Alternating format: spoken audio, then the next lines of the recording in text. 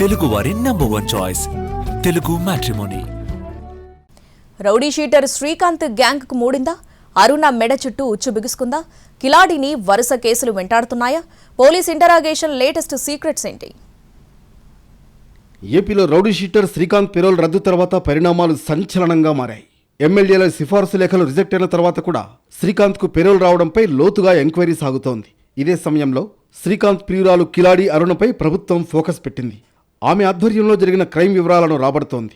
శ్రీకాంత్ జైల్లో ఉంటూనే అరుణ ద్వారా చేసిన దందాలు ఒక్కొక్కటిగా బయటకు తీస్తున్నారు. కోవూరుకు చెందిన బిల్డర్ మురళీమోహన్ను బెదిరించిన కేసులో ఆమెను కస్టడీలోకి తీసుకుని పోలీసులు ప్రశ్నించారు. దీంతో పాటు శ్రీకాంత్ గ్యాంగ్తో ఉన్న సంబంధాలు, చేసిన దందాల గురించి కూడా ఎంక్వైరీ చేశారు. అరుణ శ్రీకాంత్ గ్యాంగ్తో కలిసిన తర్వాత గూడూరు, సూళ్లూరుపేట, నెల్లూరు రూరల్ ప్రాంతాల్లో నేరాలు చేసినట్లు పక్కా సమాచారం ఇప్పటికే సేకరించారు. దీంతో వాటికి సంబంధించి ఆమెను ప్రశ్నిస్తున్నారు కోవూరు పోలీసులు. అలాగే ఆమె సెల్ ఫోన్లో కీలక సమాచారం దొరకొచ్చని భావిస్తున్నారు.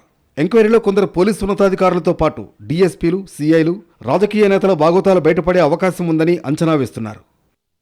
ఇప్పటికే శ్రీకాంత్ ప్రధాన అనుచరులు ముగ్గురిని అరెస్టు చేసి నెల్లూరు సెంట్రల్ జైలుకు తరలించారు. దాంతోపాటు రౌడీ షీటర్ శ్రీకాంత్ చికిత్స కోసం తిరుపతి వెళ్లే సమయంలో ఎస్కార్ట్గా వెళ్లిన సిబ్బందిపై వేటు వేసి మరో ఇద్దరు ఏపీఎస్పీ కానిస్టేబుల్స్ను ఎంక్వైరీ చేస్తున్నారు. మరోవైపు డీజీపీ హరీష్ కుమార్ గుప్తా నెల్లూరులో పర్యటించి సమీక్ష నిర్వహించారు. ప్రధానంగా శ్రీకాంత్, అరుణ కేసు గురించి జిల్లాకు వచ్చినట్లు తెలుస్తోంది.